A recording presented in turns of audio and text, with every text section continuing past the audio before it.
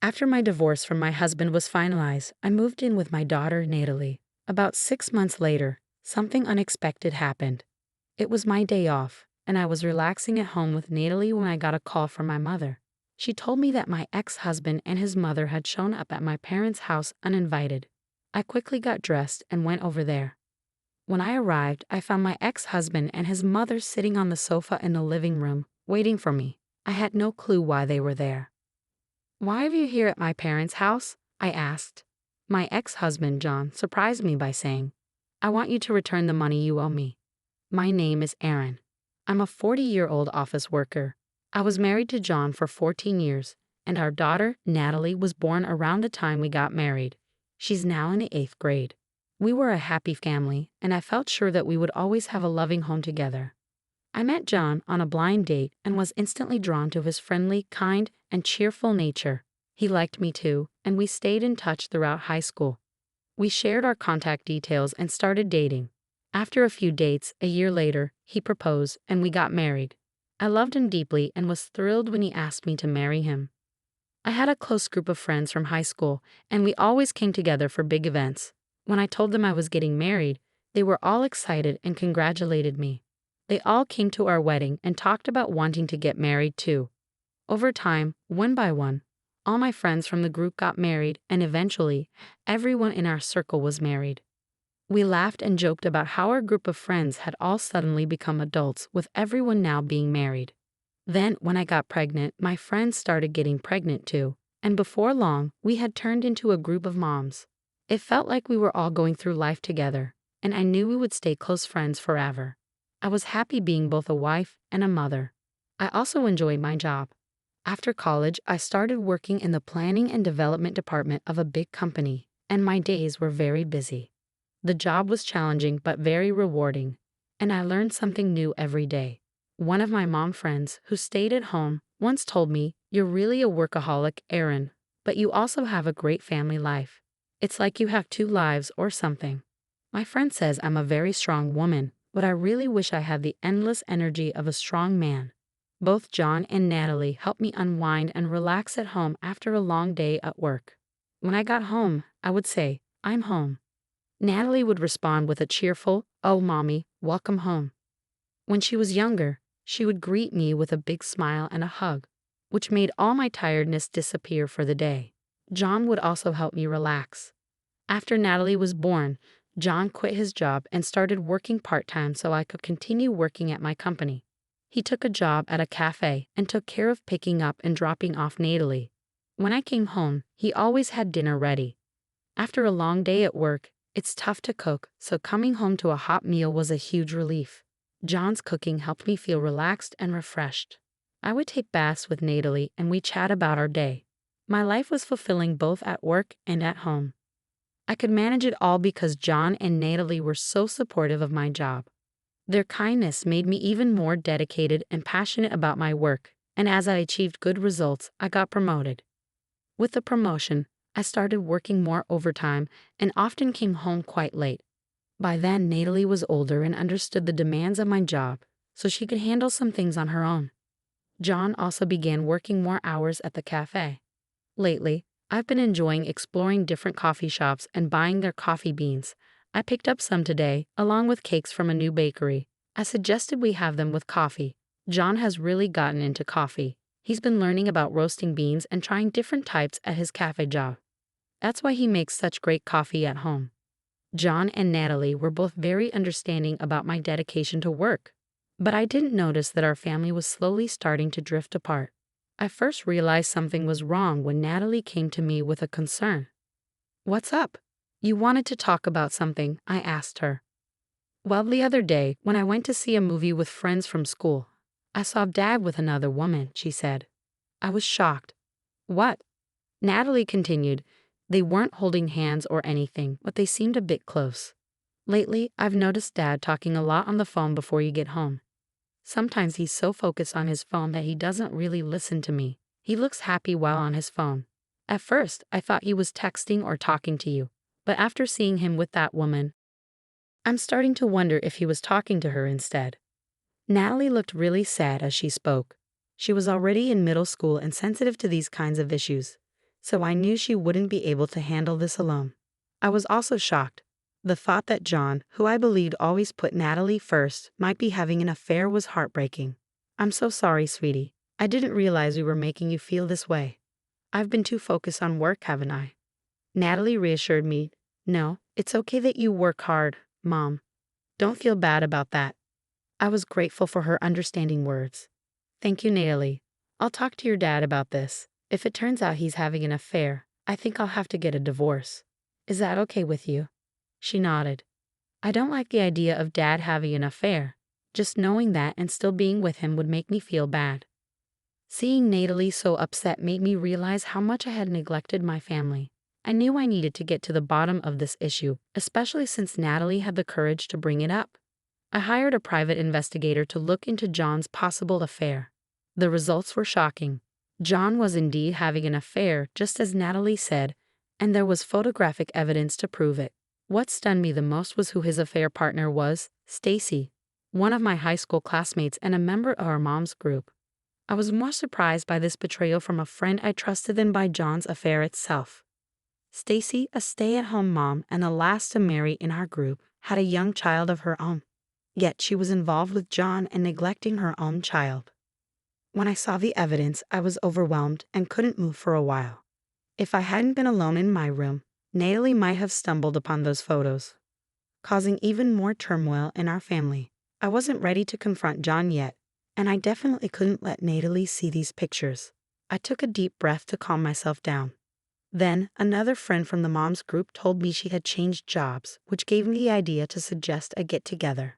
I figured it would be a good chance to see Stacy without her knowing I was aware of the affair. The get-together was planned for 3 weeks later. During that time, I quickly hired a lawyer and began preparing for the divorce. I briefly informed Natalie about what I had discovered and that her dad and I would be getting a divorce. We spent our days off together looking for a new apartment. The day of the get-together finally arrived. I started by asking my friend about her new job, and then we all shared updates about our lives. Stacy still didn't seem to know that I was aware of her secret, and we had a normal conversation. Everyone's working, so it's good that things are changing, Stacy said. I'm just a housewife, so I'm stuck in the same routine. Well, you don't have to work, Stacy, because you have a husband who supports you, one of my friends replied. I do appreciate my husband, but sometimes I feel a little bored, Stacy admitted. It was time to confront her about the affair. So, is that why you're having an affair with other people's husbands? I asked. Stacy and the other friends froze at my comment. Aaron, what do you mean by that? Stacy asked, her face going pale. Well, it seems that Stacy is having an affair with my husband John, I said. What? No way. You must be joking, the other friend said, trying to defend Stacy. Since my friends were protecting her, Stacy took advantage of it. That's right, Aaron. What are you talking about all of a sudden? You must have confused me with someone else, Stacy said, trying to deflect. Oh, really? I replied. Then why don't you all take a look at this? I pulled out the photos from my bag and laid them out on the table. My friends stared at the photos in shock. Oh my gosh, they gasped. Stacy, why? They asked. Stacy, clearly caught off guard by the evidence, covered her mouth with her hand. I'm so shocked. Why did you have an affair with my husband? Stacy seemed to realize there was no way out. I'm really sorry. I happened to walk into the cafe where your husband works. I didn't know he worked there at first, but I started going there regularly. My husband provides for me, but he's been neglecting me since we got married. I was feeling lonely. Stacy started to cry as she spoke, but even though she had her reasons, having an affair is unacceptable, especially with a friend's husband. I remained calm and composed, not letting her tears affect me. I'm sorry to everyone else, but I need to tell Stacy that I'm going to pursue alimony from her, I said. I also sent a certified letter about this to your mailbox today, Stacy. Your husband should have already seen it. Oh no, Stacy said, looking worried. How could he do something so terrible? She asked, still in shock. It's far worse to have an affair with a friend's husband when you're married and have a child of your own. You need to face the consequences and make amends for what you've done, I said. Stacy turned pale and nodded. One of my other friends added, We really can't trust you anymore, Stacy. We left the restaurant, leaving Stacy behind. Now that I had dealt with her, It was time to confront John. I was pretty sure Stacy had already contacted him about what happened. When I got home, John met me at the door, looking panicked. "What have you done?" "I just got a call from Stacy." "Are you really making our affair public? How could you be so terrible? You acted like a good husband, but you were cheating on me." "No, that's not. But Stacy has a family too. How could you expose her like that? It's ridiculous." I responded, "It seems people who have affairs think alike. You believe that as long as the other person doesn't find out, it's not a big deal. But what you did was wrong, and it all needs to be revealed as part of your punishment. That's why I'm going to divorce you and seek alimony and child support." With clear evidence of the affair, John couldn't deny what happened and agreed to the divorce. However, he was hesitant about paying alimony and child support. When I hired a strong lawyer and made it clear that I was ready to take the case to court, he finally agreed to pay. So I divorced my ex-husband, sold a house we had been living in, and moved into a new apartment with Natalie. I also pursued alimony from both John and Stacy and received $30,000 from each. Additionally, I secured child support from John. Once everything was settled, Natalie and I started our new life together. The experience was very traumatic for me, but over time, my wounds began to heal. However, about 6 months later, another issue arose. I was relaxing at home with Natalie on my day off when I got a surprising call from my mother. She told me that my ex-husband and ex-mother-in-law had shown up at my parents' house and forced their way in without permission. My father was out, so my mother called me in a hurry. I quickly got ready and went to my parents' house. When I arrived, my ex-husband and ex-mother-in-law were sitting on the living room sofa waiting for me. I had no idea why they were there. "What are you both doing here at my parents' house all of a sudden?" I asked. My ex-husband then shocked me with his next words. "I want you to give me back the money you owe me." "Huh? I never borrowed any money from you. I paid $15,000 for our wedding, remember? You were the one in charge of the wedding, so that money was lent to you. Now that we're divorced, you're claiming it was all a fraud. Honestly, I could sue you for marriage fraud, but for now, all I want is that $15,000 back as a settlement." He made an unreasonable request. My ex-mother-in-law also insisted that I pay him as soon as possible. After the divorce, I knew that John had taken a full-time job at the cafe where he used to work, but the pay there wasn't much. It seemed he was struggling financially, which might explain his unreasonable demands. "Well, let me remind you that we both were equally involved in the wedding, and I paid more of our living expenses than you did. So $15,000 is just a small part of what I contributed. Don't bother me with such unreasonable demands." I tried to get them to leave, but they didn't budge. Just then, my father came home. He had apparently received a call from my mother and rushed back. "What are you guys doing here?" my father demanded. My ex-husband explained the same thing to my father, clearly afraid of him. My father listened quietly but was clearly furious and shocked by John's unreasonable demands. "It's your fault for having an affair in the first place. If you're going to make such outrageous demands, get out of here," my father said. He tried to kick them out, but my ex-husband fell to his knees and begged, "Please, Aaron, lend me money. Not only are you demanding alimony, but Stacy's husband is also after me and I can't afford it. Even $10,000 would help."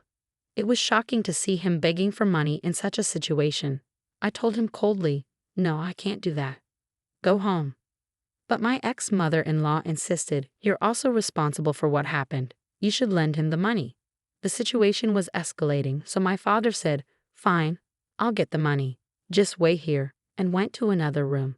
"Hey, Dad, what are you doing?" I hurried after him, and my father grinned. "Well, I have plenty of money. Since we have it, why not give it to them?" he said, opening the closet and pulling out some cash. This should be interesting, I thought. My father put the bills in an envelope and handed it to John. Satisfied with the fake money, my ex-husband and ex-mother-in-law left with pleased expressions. As soon as they were gone, I locked the door and called the police. The two must have realized the money was fake as soon as they stepped outside because they came rushing back, banging on our front door. "Hey, what's going on? This is Monopoly money. I don't want this fake cash," John shouted angrily. I laughed and responded through the door. "Since we have so much money, I thought I'd share it with you." John exclaimed, "You've got to be kidding. and started banging even harder on the door, kicking it with his feet. They didn't realize their actions were only making things worse for them. As John and his mother were kicking the door, the police arrived and caught them in the act. Neighbors gathered around, and many witnessed John and his mother getting arrested. In the end, John didn't get any money but was fined for the arrest and had to pay for the damage to our front door. Additionally, one of the people who saw the arrest was a regular at the cafe where John worked, and news spread quickly. As a result, John was fired from his job. Now, John is struggling to find work and has moved back in with his parents. His in-laws are covering his alimony and child support payments for him. I've also filed a restraining order against my former in-laws. If anything happens, my family can call the police, and they will respond immediately. Now I'm happier than ever with Natalie. I'm committed to working hard and enjoying watching my daughter grow up. Thank you for watching until the end. Please subscribe to our channel. See you in the next video.